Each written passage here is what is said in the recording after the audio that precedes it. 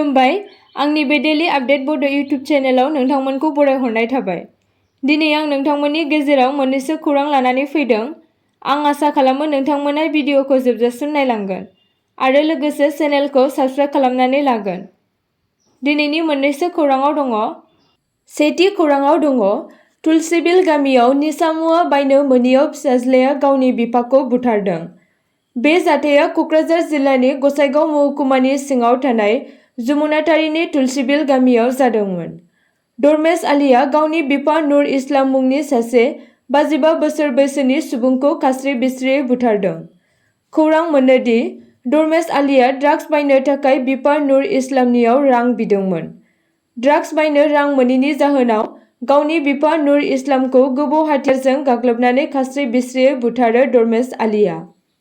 पुलिसनि नायबिजिरनाय बायदियै नुर इस्लामखौ बुथारनायाव दरमेश आलीजों लोगोसे सानिदुल आली आरो सैदुल आली मुंनि सुबुंफोराबो दंफादेरोमोन होनना मिथिनो मोननाय जादों। बेबायदि दुखुनांथाव जाथायनि सायाव जायगानि थागिबिफोरा बुंदों दि तुलसीबिलाव बेबायदि जाथाय जानाया लाजिनांथाव। फेग्रा मुवा बायनो थाखायनो दि सासे फिसाज्लाया गावनि बिफाखौ बुथारनाया जोंनि समाजाव गिख्रंथाव जेंनाखौ दिन्थियो।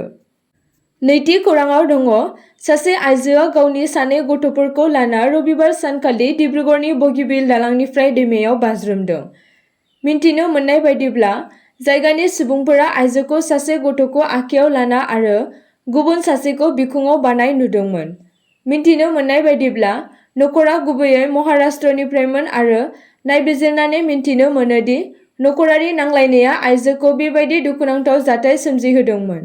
जाथाय जानायनि सिगां आइजोजों पस्ट खालामजानाय मोनसे वाट्सएप स्ट'री दंमोन, जेराव सरि बत्स लिरनाय जादोंमोन, जाय जोबोद गोब्राब थिरांथा लानायनि सिगां बिथांजोनि थांखिखौ दिन्थियो।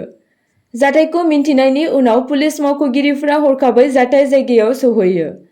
सेन्देल आरो मोनसे बेगजों लोगोसे माखासे बेसादफोर बोखांनो हायो, जायखौ बुथारजानायफोरजों सोमोन्दो दं होनना फोथायनाय जायो। सुलुंनिफ्राय मिन्थिनो मोनो दि आइजोनि फिसायआ जेनेरेल रिजार्भ इन्जिनियारिं फर्सआव साख्रि मावो आरो अरुणाचल प्रदेशनि लिकाबालियाव थायो। गोमानाय साथामखौ नागिरनो थाखाय दैमानि सेर सेर मोनसे गुवार रैखाथि आरो नागिरनाय हाबाफारिया सोलिगासिनो दं होनना फोरमायदों। थामथि खौराङाव दङ बिटिआर ओनसोलनि सिङाव थानाय तामुलपुर जिल्लानि बरक'पा गोजौ फरायसालियाव फोरोंगिरि जगेन राजबंशीखौ फरायसाफोरा बेंखननानै साजा होदों। मिन्थिनो मोननाय बायदिब्ला जगेन राजबंशीआ 10 थाखोनि फरायसाफोरखौ सोलोंथायारि दावबायनायनि मुङै फरायसाफोरखौ भुटान सिमायाव लानानै थांदोंमोन। बे दावबायनाय समावनो माखासे फरायसुलिफोरखौ गाज्रि हाबा मावनो नाजादोंमोन होनना मिन्थिदों आरो बिनि अनगायैबो सानैसो फरायसाफोरखौ बिसोरनि खोमायाव मुगैथाव बाथ्रा बुंदोंमोन होनना मिन्थिदों। बेबादिनो जगेन राजबंशीनि सायाव गोबां बेबादि गाज्रि अजद सिखारदों, जायनि जाहोनाव गावनि फरायसालिनि फरायसाफोरजोंनो फरायसालिनि मोखाङाव साजा होनायखौ नुनो मोन्दों। ब्रैथि खौराङाव दङ तेलेंगाना अन्ध्र प्रदेशआव गोबां अखा हानायनि जाहोनाव खमैबो सा 20 सुबुंनि जिउ खहा। तेलेंगानानि गिबि मन्थ्रि रघुनाथ रेड्डीआ मिरुखौ हायुंआरि खैफोदनि खौरां फोसावनो खावलायदों।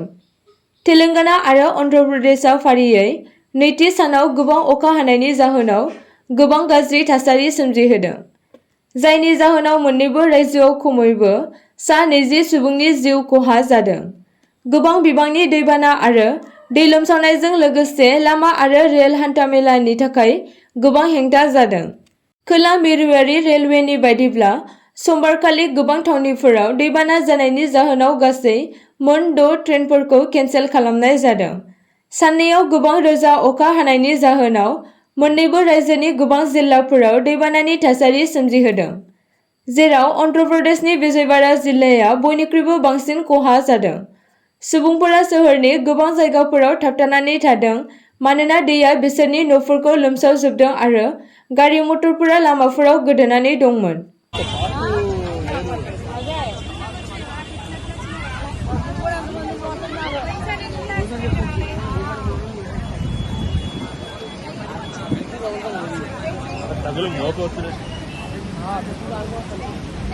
बाथि खौराङाव दङ बड'लेण्ड टेरिटरियेल काउन्सिलनि गाहाय मावफुं सोद्रोमा प्रमद बर'आ समबाराव क'क्राझार जिल्लानि समबाय भवनाव मुक्ता आबाद मावनो सार्जिकेल प्रसिडियरनि थाखाय अपारेशन रुमखौ बेखेवदों।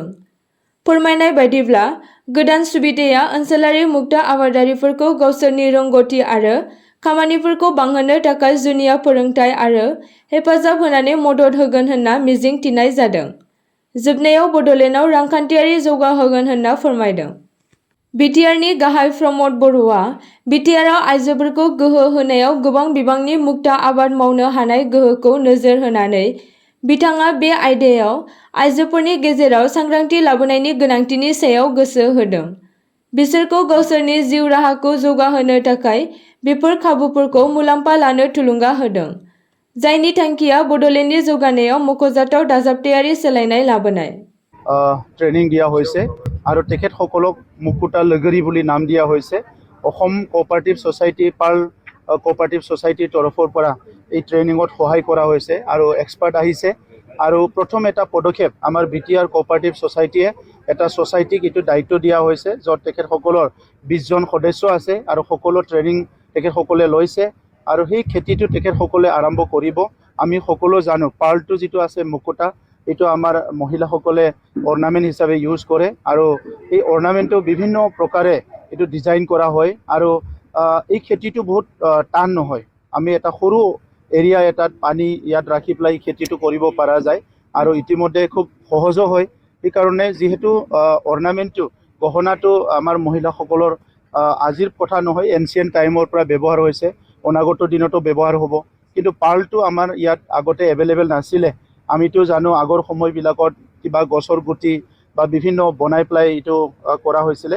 কিন্তু এতিয়া যিটো পাৰ্ল খেতিটো কৰিব পৰা হ'ল আৰু সেইটো সহজ কৰি তুলিলে, এইটো খুব ভাল হৈছে। আৰু আমাৰ অঞ্চলৰ অৰ্থনৈতিক জাগৰণৰ কাৰণে আমাৰ মহিলাসকলৰ বিশেষকৈ cooperative society, self help group বিভিন্ন এই খেতিটো কৰিব পাৰিব।